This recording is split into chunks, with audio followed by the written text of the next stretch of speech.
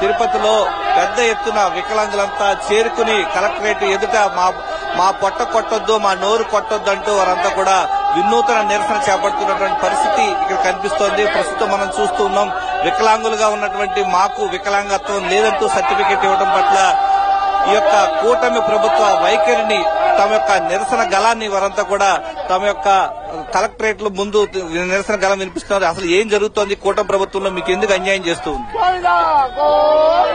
Sir, అందరికీ నమస్కారం. నా పేరు కొణతం చంద్రశేఖర్, వికలాంగుల జేఏసీ రాష్ట్ర అధ్యక్షుడిని.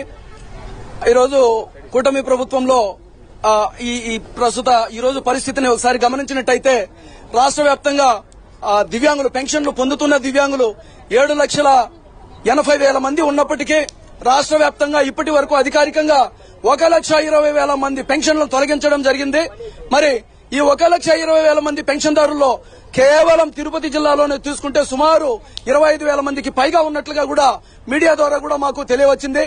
మరి ఈ రోజు ఇక్కడ ప్రత్యక్షంగా చూసినట్లయితే దాదాపు 300 మంది పైనే జిల్లా వ్యాప్తంగా అర్హులైన వికలాంగులు పెన్షన్లు తొలగించడమే కాకుండా గ్రామ వార్డు సచివాలయాల ద్వారా ఏదైతే మీరు వికలాంగులకు అర్హులు కాదో, మీరు వికలాంగులే కాదో మీ పెన్షన్ తొలగించడం అయిందని చెప్పనేసి సచివాలయాల ద్వారా ఇచ్చినటువంటి నోటీసులను పట్టుకొని ఈ రోజు జిల్లా వ్యాప్తంగా కలెక్టర్ కార్యాలయం వద్దకు వచ్చినటువంటి వికలాంగులు మా కడుపు మంట మీకు తగలదా, మా కడుపు కొడతారా అంటూ ఈ రోజు నోరు లబలబ నోరు కొట్టుకోవడం జరుగుతా ఉంది.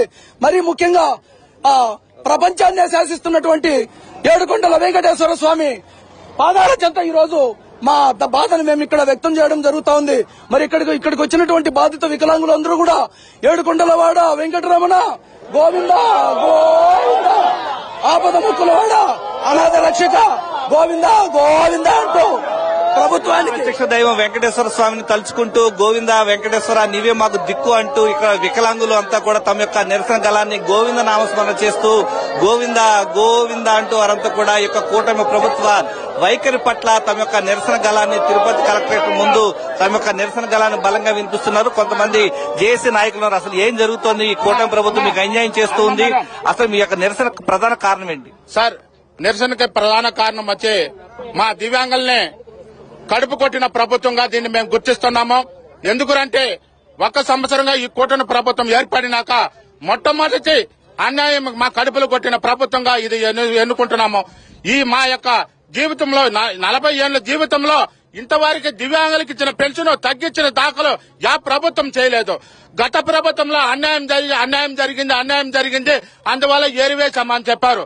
దానికి ముఖ్య కారణం ఈ 2010లో ఇచ్చిన సర్టిఫికెట్ ఎవరు అప్పుడు ఉమ్మడి ప్రభుత్వంగా ఉన్న మన ఉమ్మడి ఆంధ్ర రాష్ట్రంలో చంద్రబాబు నాయుడు ఈ ప్రభుత్వం ఇచ్చినప్పుడు సర్టిఫికెట్, ఇప్పుడు దీన్ని కూడా దొంగ సర్టిఫికెట్లనా, ఇది దొంగ సర్టిఫికెటేనా అని మా యొక్క బాధ వ్యక్తం చేస్తున్నాము.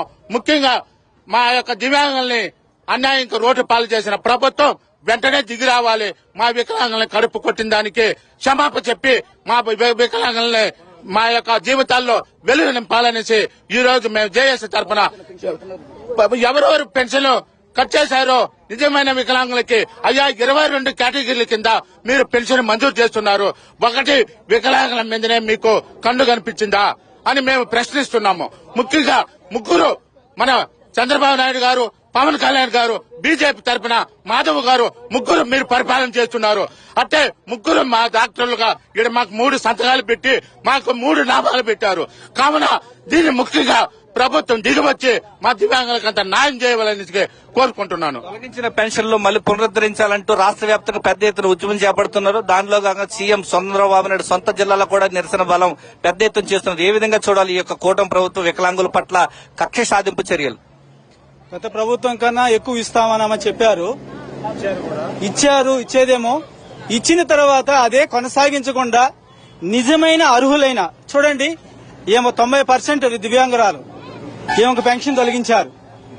ఈమె భర్త కూడా 90% దివ్యాంగుడు, తను కూడా ఏమైంది పర్సెంటేజ్ తగ్గించారు. కానీ అర్హులు ఉండే వాళ్ళకంతా పర్సెంటేజ్ తగ్గించడము, వారి యొక్క పెన్షన్ తొలగించడం అనేది ఇంత దారుణం అనేది ఏ ప్రభుత్వం చేయలేదు. కాబట్టి ఇది మన వెంటనే స్పందించి రాష్ట్ర వ్యాప్తంగా పునరుద్ధరించకపోయి దివ్యాంగుల పట్ల నిర్లక్ష్య వైఖరి చూపించి ఈ పెన్షన్లు మళ్లీ పునఃప్రారంభించకపోతే రాష్ట్ర వ్యాప్తంగా అధికారులు ఆఫీసులు కావచ్చు, నాయకులు కావచ్చు, మేము ముట్టడిస్తాం.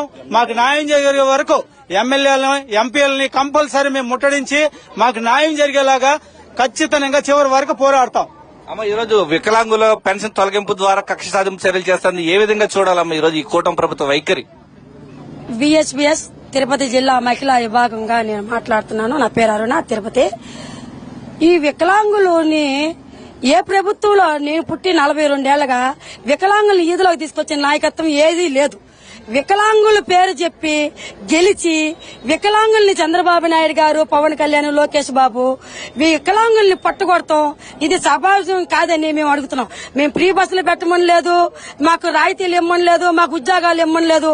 మా పింఛన్లు తొలగిస్తే వికలాంగులు కాళ్ళు చేతులు లేని వాళ్ళు, డప్పం డమ్మ వాళ్ళు, ఫ్యామిలీలుండి అనాథలుగా బతుకుతున్నటువంటి ఇటువంటి వికలాంగులు పట్టగొట్టిన ప్రభుత్వం ఏది కూడా భూమి మీద పట్టగట్లేదనేసి నేను చెప్తున్నాను.